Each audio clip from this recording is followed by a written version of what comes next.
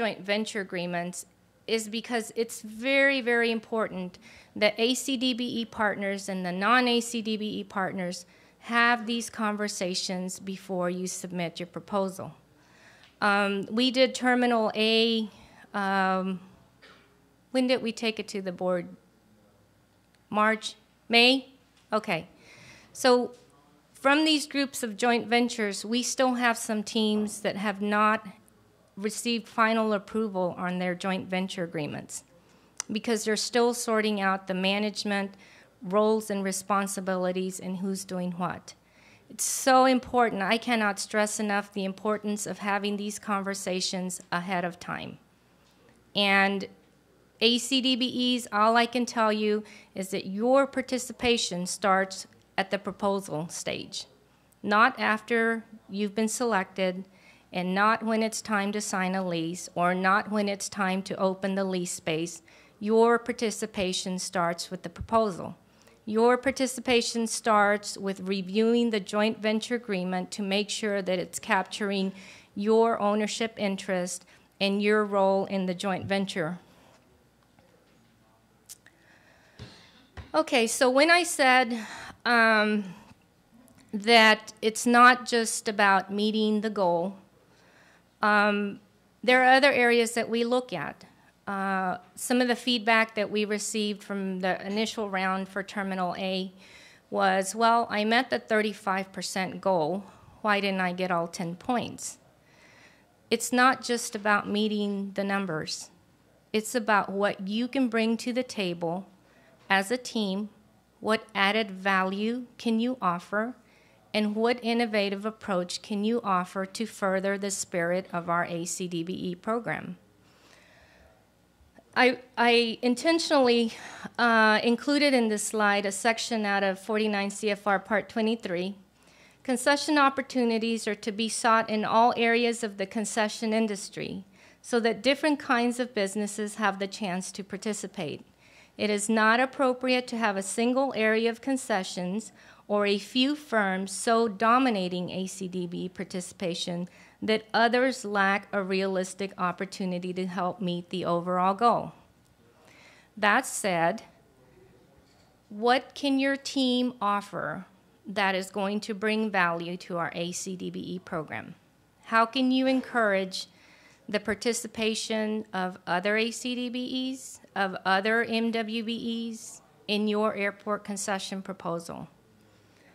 The same applies to ACDBEs proposing as primes. We have many, many successful ACDBEs and MWBE concessionaires here at DFW because at some time and point, they were given an opportunity to partner. As ACDBE primes, what are you doing to encourage and foster the participation of other ACDBEs? Tell us your story, as Michael said. Past utilization. What have you done in the past to foster ACDBE or MWBE participation?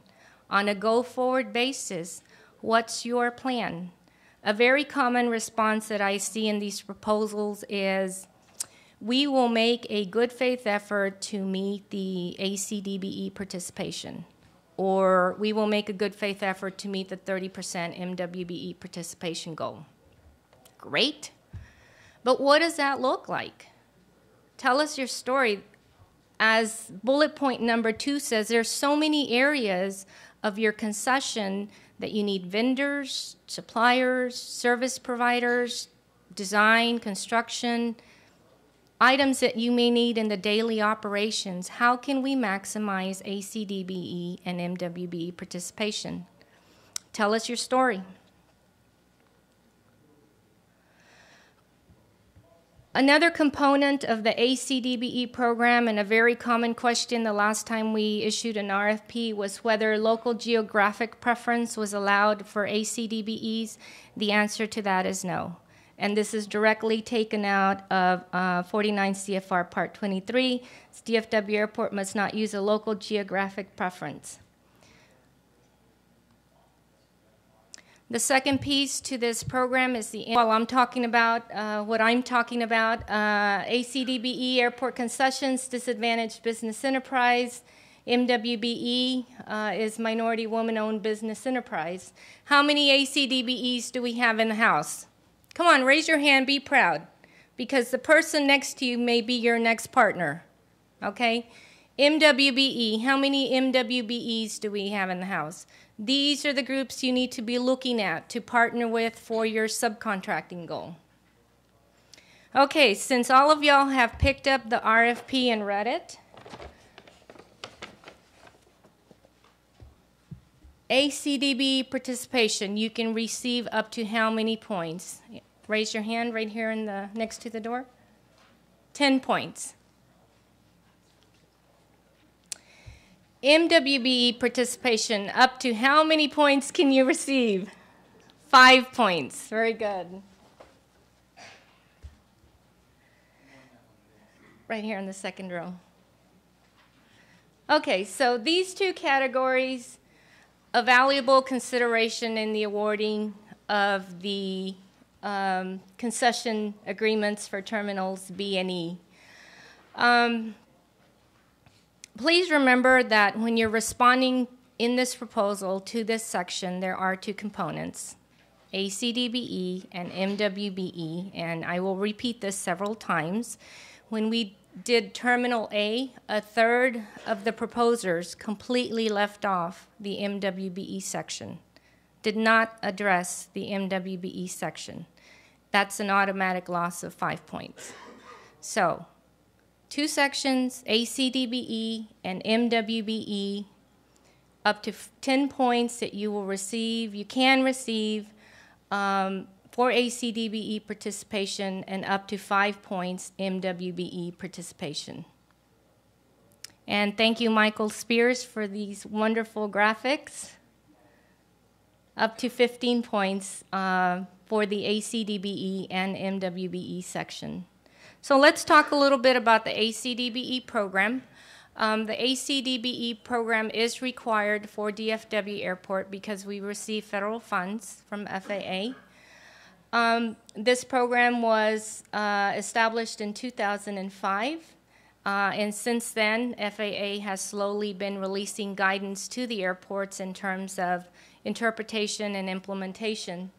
The ACDBE program addresses goal setting. We talked earlier about the FY 2012-2014 overall ACDBE goals that we're required to set. I also mentioned that the goals that are specific to this concession RFP are just that, concession specific. So we have two different types of goals.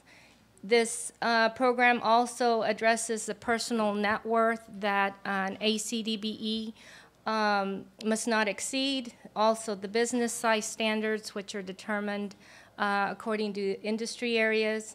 And then, as I mentioned in my earlier presentation, the counting of ACDBE participation in our car rental lease agreements. This has been in effect for some time now, and DFW was one of the fortunate primary airports to undergo an FAA audit earlier this year from FAA. And basically what FAA was looking for was that our joint venture agreements were in compliance with the guidance. So as a result of that, we got that completed. We did well, but the joint venture agreements for the Terminal A were reviewed, and reviewed just to ensure that we are in complying with all the guidance and all the regulations. ACDBE, I won't go into too much detail. 51% of a business, small business, owned by a socially and economically disadvantaged individual. In the case of a corporation, 51% of the corporation needs to be owned, managed, and operated by a socially and economically disadvantaged individual.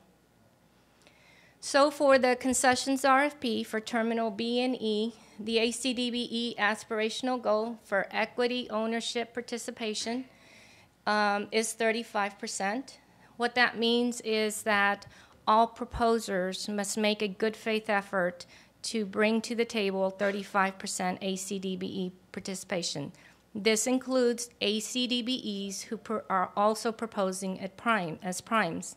What I want to clarify is that certified ACDBEs, while you must still demonstrate good faith efforts to meet the 35% ACDBE goal, your self-performance as an ACDBE will count towards the 35% goal.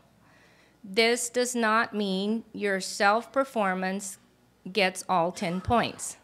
Just because you're an ACDBE does not get you all 10 points. You're still required to make a good faith effort to meet this 35% ACDBE goal. And I'll go into that a little further. I just want to clarify that your self-performance does count towards meeting the 35% ACDBE goal. It does not get you the maximum 10 points. So that said, ACDBE participation, what it looks like generally, joint ventures, teaming arrangements, some type of corporate ownership, partnerships, sublease arrangements, various forms of obtaining ACDBE participation. If you're a non-MWBE who chooses to bring a joint venture to meet your ACDBE goal. A joint venture, what we're going to look for, as I mentioned, we reviewed all the joint venture agreements extensively. We're looking at 5 key areas: that the ACDBE is responsible for a distinct, clearly defined portion of the work, that you share in the capital contribution, control, management risks, and profits of the joint venture. Those 4 areas need to be commensurate with the ownership interest. So at the end of the day, when we're reviewing these joint venture agreements, we look at the overall operations, the management, the distribution of profits and losses, and there's a sort of a formula, for lack of a better word, or a chart, a table that we follow that FAA has given us as guidance to come up with, yes, more or less, if you committed to 20%, yes, the ACDBE is achieving 20%, or 35%, or 40%. It varies with each package, and it varies, the roles and responsibilities vary, the structure of the business organization varies. There is no cookie-cutter process or template for saying if you do 35%, this is what the ACDBE participation is going to look like. It varies from package to package. In your proposal, there are 2 documents that must be included. Exhibit F is applicable to joint ventures only or teaming arrangements. If you're 100% ACDBE that's self-performing and you're proposing to self-perform, you don't need to fill out this document. Just exit out and put not applicable. But this is where you give us detailed information about your joint venture or your partnership. It's very important that your proposal also include a draft joint venture agreement. And if you go to our BDD website under our ACDBE program, we have templates and samples of joint venture agreements. The reason behind including the draft joint venture agreements is because it's very, very important that ACDBE partners and the non-ACDBE partners have these conversations before you submit your proposal. We did Terminal A. When did we take it to the board? March? May? Okay. So from these groups of joint ventures, we still have some teams that have not received final approval on their joint venture agreements because they're still sorting out the management, roles and responsibilities, and who's doing what. It's so important. I cannot stress enough the importance of having these conversations ahead of time. And ACDBEs, all I can tell you is that your participation starts at the proposal stage, not after you've been selected and not when it's time to sign a lease or not when it's time to open the lease space, your participation starts with the proposal.